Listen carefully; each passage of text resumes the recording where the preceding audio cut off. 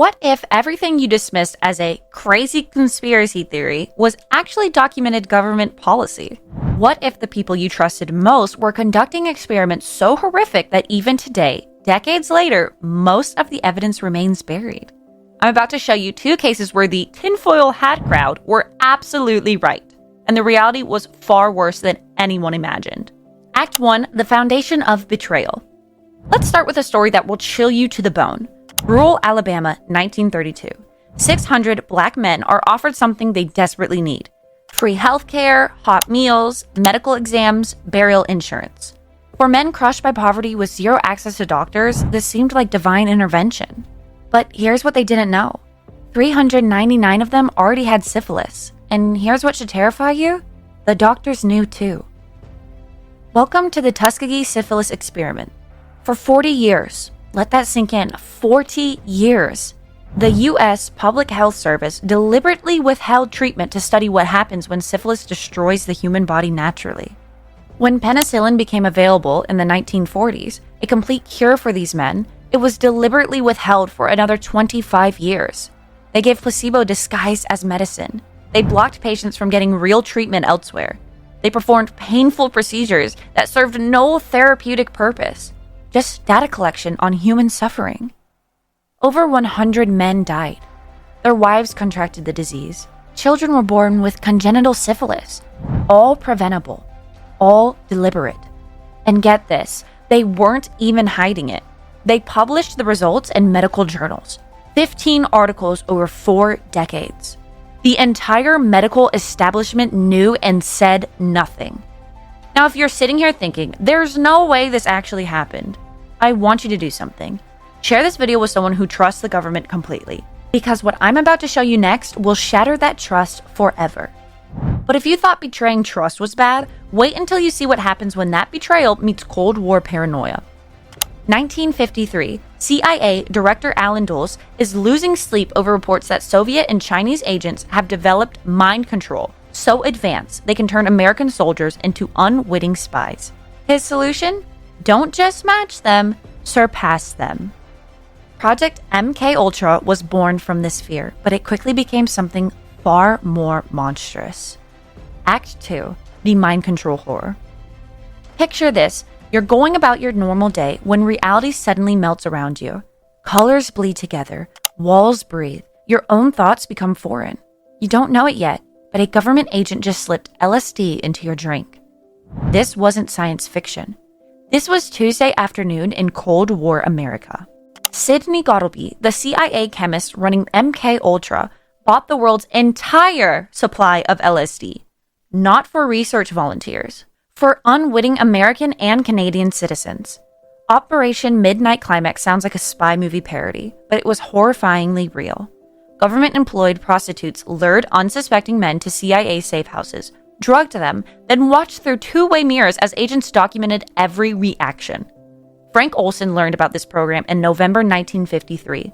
A week later, he fell from a 13th-story window.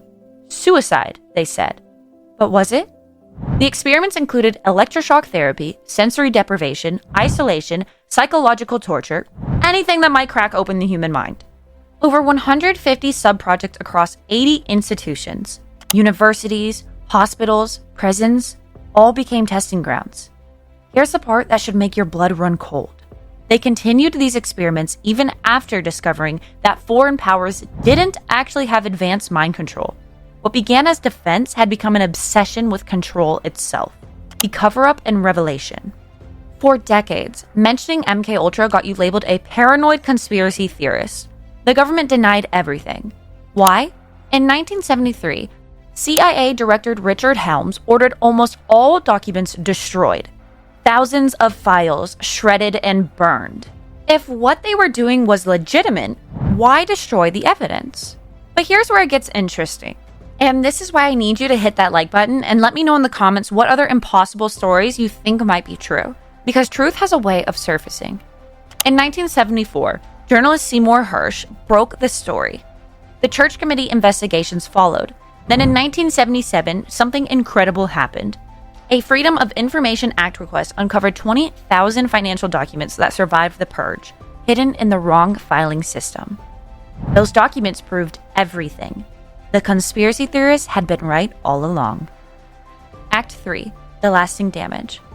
The Tuskegee experiment didn't just harm those 600 men. It shattered trust in medical institutions. When HIV/AIDS emerged, many Black Americans refused treatment, remembering how their community had been betrayed. How many lives could have been saved if that trust hadn't been destroyed? MKUltra's full scope remains unknown because most records were destroyed. We know about professors drugging students, psychiatric patients tortured as research subjects, citizens whose lives fell apart after unknowingly participating in government experiments.